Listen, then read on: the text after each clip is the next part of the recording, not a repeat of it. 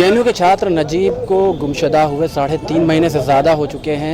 खासतौर से शनिवार को जिस तरह से दिल्ली पुलिस ने नजीब के घर पर रेड मारी, उसके बाद स्टूडेंट इस्लामिक ऑर्गेनाइजेशन ने आईटीओ पे पुलिस हेडक्वार्टर के पास मुजाहरा किया है, एहतजाज किया है।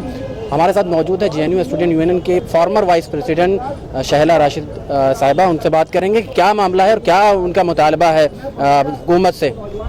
देखिए, कल जो 2 दिन पहले जो हुआ है, जो नजीब के घर पे, बदायूं वाले घर पे जो रेड किया है पुलिस ने, वो एकदम अनएथिकल टाइप का है। और इससे 2 चीज़ें होती है। एक तो आप मतलब जो फैमिली है, कंप्लेनेंट जो है, उनको आप क्रिमिनल की तरह ट्रीट कर रहे हैं। दूसरा चीज़, आप ध्यान भटकाने की कोशिश कर रहे हैं, क्योंकि यूपी इलेक्शन आने वाला है कुछ देर में।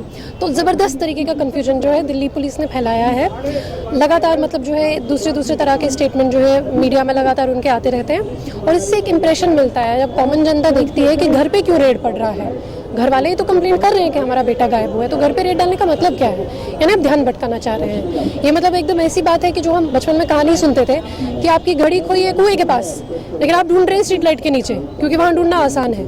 यहाँ आप ढूंढना नहीं चाहते हैं, क्योंकि आप संघियों के गिरेबान में हाथ नहीं डालना चाहते हैं। एबीवीपी को अभी तक अरेस्ट नहीं किया गया है। एबीवीपी के लोगों को, उनका इंटरोगेशन नहीं हुआ है। लाई डिटेक्टर टेस्ट उन्होंने मना कर दिया है। उनके वकील आकर के कोर्ट में बोलते हैं कि नहीं, हम लोग लाई डिटेक्टर टेस्ट नहीं देंगे। कोर्ट को क्या हक है?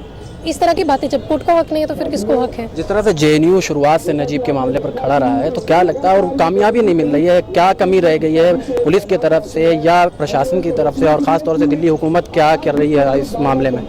देखिए, इसका बेसिकली जो है, इसमें प्रोटेस्ट जो है दरअसल थोड़े से डिवाइडेड रहे, क्योंकि एक तो निशाना था प्रोटेस्ट का वाइस चांसलर, क्योंकि वाइस चांसलर ने भी लगातार इनको बचावा दिया, ना ही पुलिस को अंदर आने दिया, ना ही वाइस चांसलर ने एफआईआर की। नहीं तो उनको एफआईआर करना चाहिए था। तो एक सेंटर ऑफ प्रोटेस्ट जो है वाइस चांसलर थे, दूसरे सेंटर ऑफ प्रोटेस्ट जो है वो दिल्ली पुलिस था, क्योंकि दिल्ली पुलिस का जो रवैया है।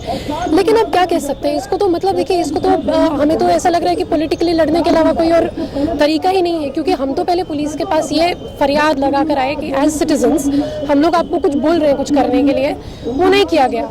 पुलिस सिर्फ पॉलिटिकल प्रेशर को रिस्पॉन्ड कर रही है। तो वही पॉलिटिकल प्रेशर हम लोगों को भी बिल्ड करना पड़ेगा। हम लोग यूपी वगैरह में भी जाएंगे, और वहाँ पे क्योंकि भाजपा को वहाँ पे इलेक्शन फेस करना है, तो वहाँ पे ये सवाल उठाएंगे हम लोग। इस तरह से दिल्ली पुलिस ने 10 लाख रुपए का इनाम भी रखा है नजीब को ढूंढने में, जो लाके देगा। इसके अलावा देखा गया था कि जेएनयू के चप्पे चप्पे में भी जो है खोजी कुत्ते लेकर और स्निफर डॉग्स की मदद से ढूंढा गया था। तो क्या मतलब ये दिखाने के लिए, किस लिए ये सारी चीज़ें की गई और पता क्यों नहीं चल पा रहा है? ना देखिए, ये सब चीज़ें जो है, मतलब एक लड़का गायब हुआ है, पहले आप उसकी जान की कीमत लगाते हैं 50,000, जो पहला इनाम एडवर्टाइज किया गया था 50,000, फिर 1 लाख जब और प्रोटेस्ट होते हैं, फिर और लोग प्रोटेस्ट होते हैं तो 2 लाख, फिर 5 लाख। मतलब ये मजाक चल रहा है क्या? आप बोली लगा रहे हैं क्या किसी की जान की?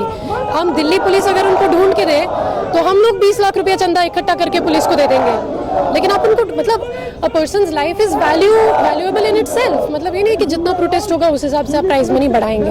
बेसिक स्टेप्स इन्वेस्टिगेशन के कभी हुए नहीं। कभी आपने एसआईटी बनाया, कभी आपने क्राइम ब्रांच को दिया, लेकिन वो बेसिक एकदम स्टेप्स हैं। पहले तो अगले ही दिन जो एबीवीपी वाले लड़के हैं, इनको उठा करके हवालात में इनसे पूछताछ होनी चाहिए थी, वो हुआ नहीं। तो अब उसके बाद आप क्या ही ढूंढेंगे? उस टाइम पे जब स्निफर डॉग्स अगर बुलाया जाता, जैसे अभी यहाँ पे एक वक्ता बोल रहे थे कि उसके अगले दिन ही अगर तहकीकात शुरू होती, लेकिन उसके अगले दिन आप आराम से बैठे हुए थे, कुछ किया नहीं। इस मामले में आप किसको जिम्मेदार मानती है? कि दिल्ली सरकार की कमी रही, दिल्ली पुलिस की कमी रही, या फिर जैसे उत्तर प्रदेश सरकार, उत्तर प्रदेश का रहने वाला था, तो उत्तर प्रदेश सरकार ने कुछ नहीं किया इस मामले में?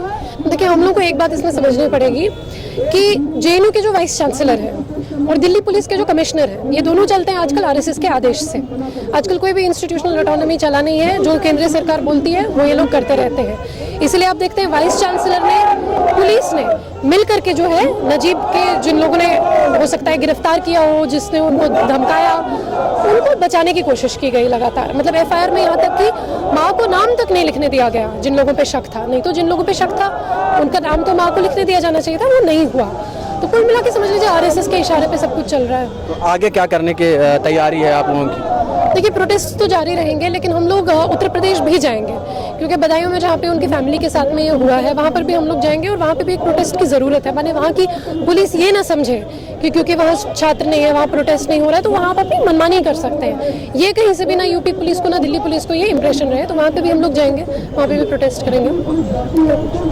ये थी जेएनयू स्टूडेंट यूनियन की former vice president Shehla Rashid, जिनका कहना है कि नजीब के मामले में पुलिस ने बहुत ढीला रवैया अपनाया, साथ ही सरकार की तरफ से सख्ती नहीं की गई, अगर नजीब को ढूंढने में पहले दिन से ही कोशिश की जाती तो अब तक नजीब का पता लग चुका होता। साथ ही उन्होंने कहा है कि शनिवार को जिस तरह से पुलिस ने नजीब के घर पर रेड डाली है वो सरासर गलत है और उसकी वो कड़ी निंदा करते हैं। दिल्ली से कैमरामैन राजेश शर्मा के साथ न्यूज़ मैक्स के लिए रहबर हसनैन।